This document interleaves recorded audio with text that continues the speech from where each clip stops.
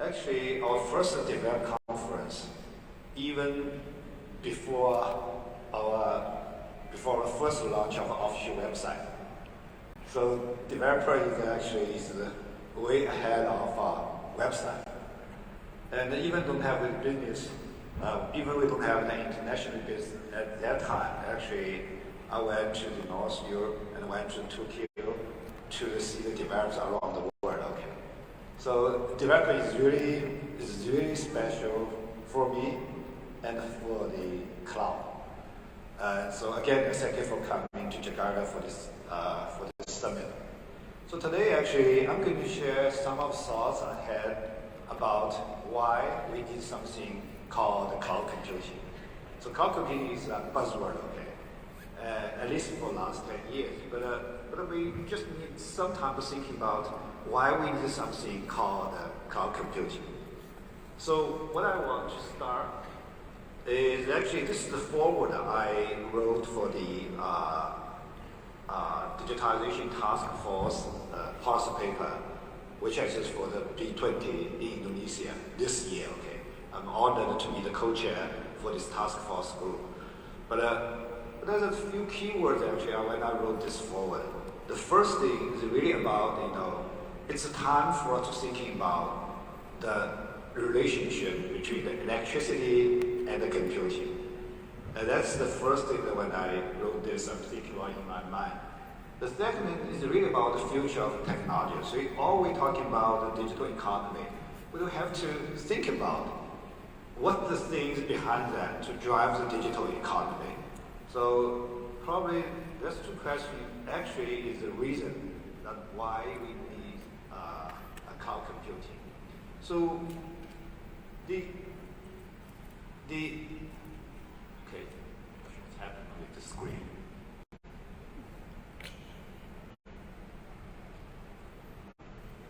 Come here. Actually, it's not my slides, okay, I'm not sure what happened.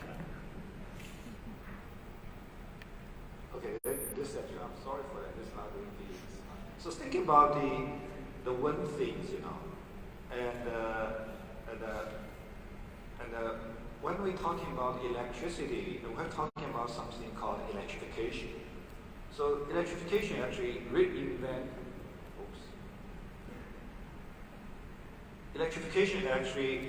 reinvents the city in the 20th century.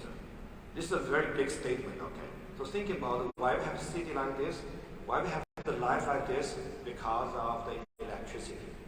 And so the something that we have thinking about, what's the equivalent of electrification when we're thinking about the world that around us, okay? And I'm sorry that.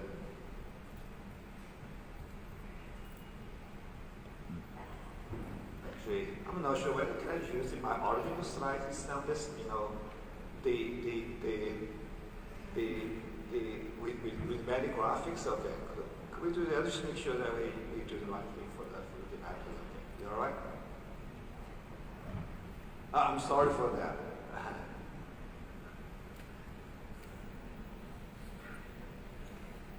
Actually, all the slides that I'm using is also very simple slide, okay? Just a few lines of word without much graphics, okay? That's pretty much programs could do, okay? You just write the code and that's it. I'm sorry, just take a few minutes, okay? I think I could have to run this slide for that.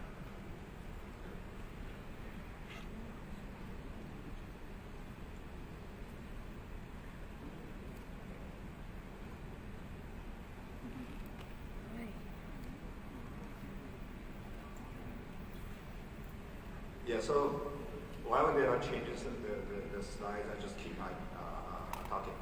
So think about, when we think about the city and electrification, and it's interesting to see that, okay, city is the place that brings more people together.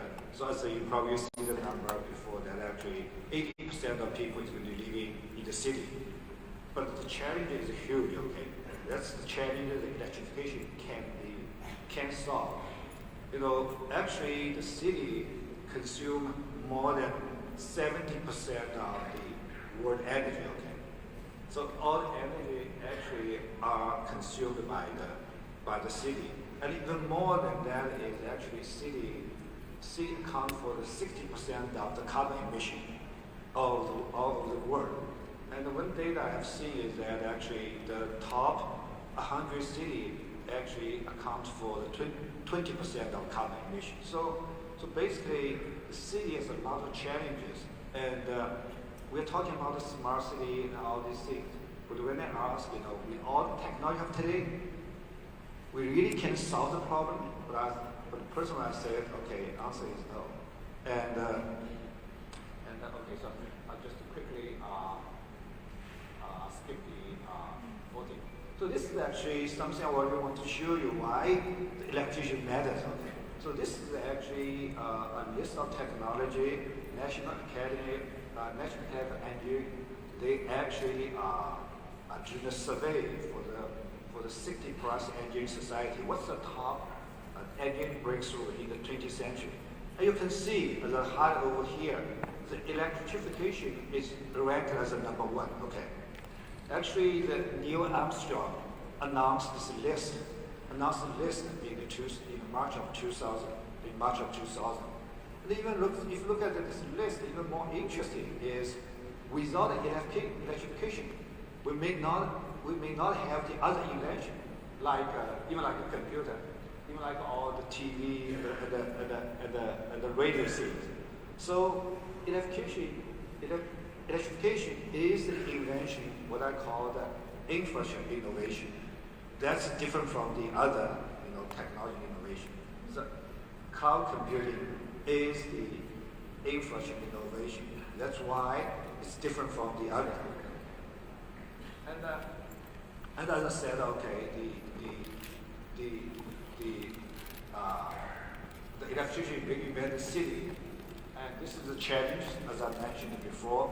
And so the challenge, if you look at the next diagram, and you can see the challenge is huge, okay? And when people talking about the first industrial revolution and the second and the fourth, I want to make this more simple. So we basically have an era of steam engine, and we have an era of electrification. And we're in the very early stage of digitization. So if you look at the carbon emission, actually, even though steam engine burn the coal, it doesn't create the problem today. Okay, it doesn't create that. But so if you look at the number, actually, the emission of the carbon, the accelerated increase of emission carbon, it actually is because of electrification.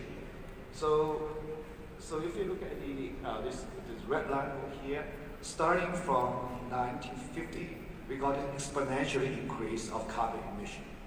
And you also see the red dot on the top of that. Actually, we didn't know when we're going to reach the top, okay? It may 5 years from now, it may 10 years from now, but even more challenging is the green dots over here. We need to bring down from the top to here within 30 plus years, okay? And at least for me, smart standard with all the technology, including the technology, at least before this 20 technologies, there's no technology system that I can conceive can bring down from the top to down over here. So if there is, it is the digitalization. So digitalization plays a big role. It's just not improving on technology.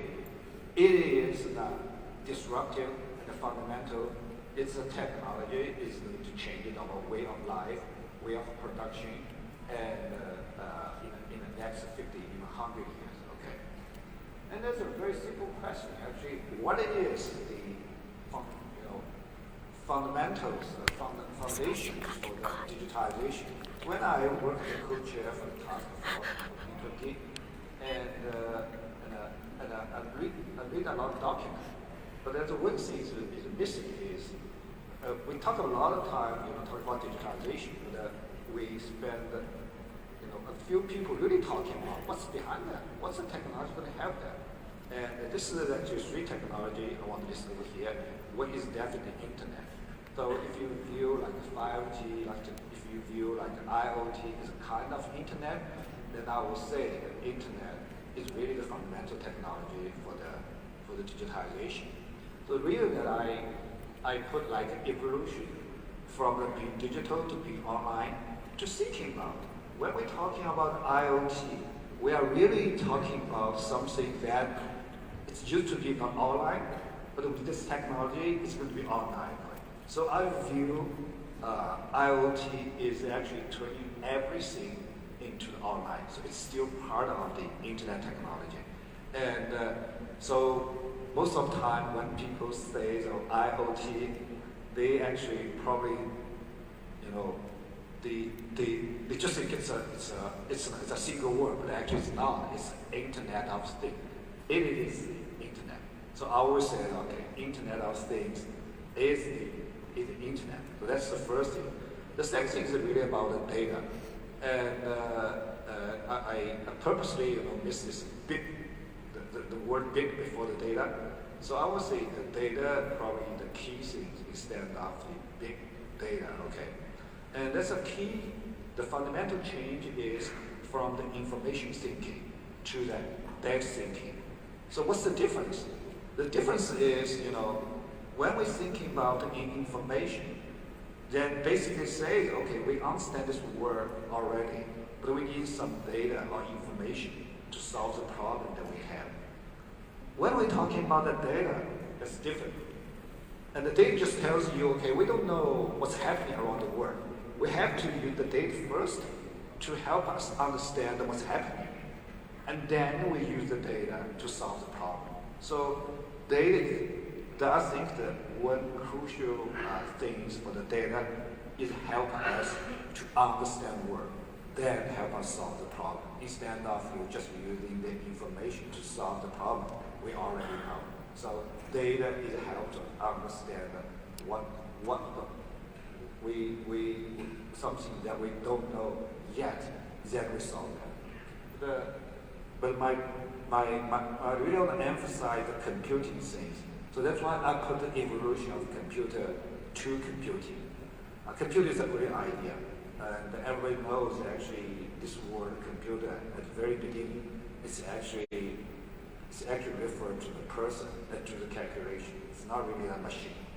But then we adopt this word as a kind of machine for us to do the calculation.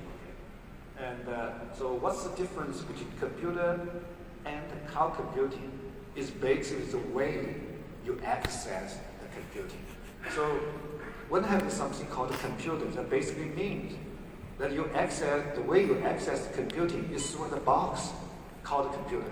So personal computer is a great thing because everyone can have access the computer capability.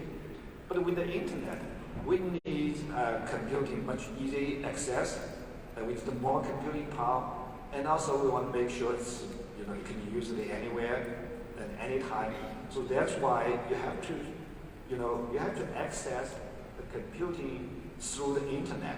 So for me, if you want to define what is cloud computing, is basically if you can access the computing power through the internet, that's the cloud computing. So the fundamental way of the computing model to change because of these.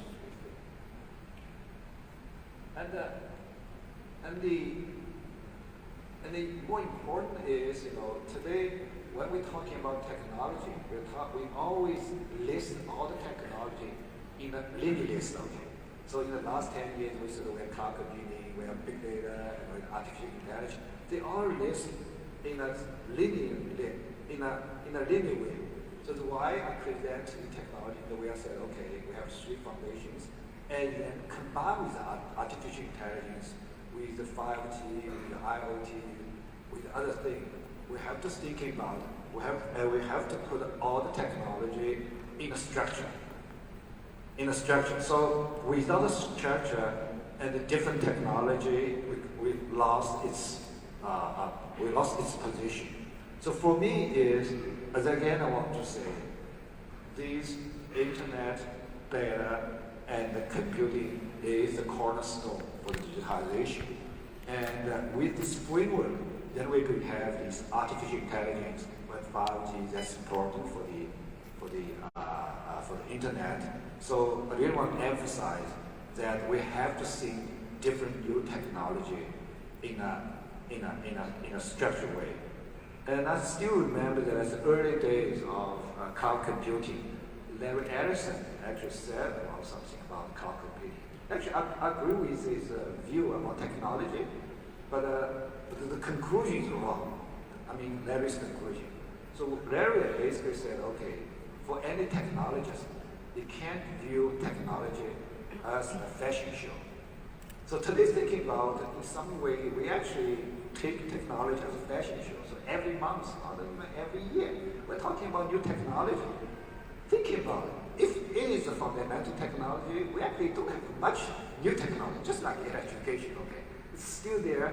It just still takes time for us, make sure we electrify everything. So thinking about electric cars, okay? Is this a new car? It is, but it's still old car. So thinking about the first car in the world more than 100 years ago, it's an electric car, okay? Actually, it's an electric car, okay? But so in some way, the car industry is the last industry that we are electrifying, okay?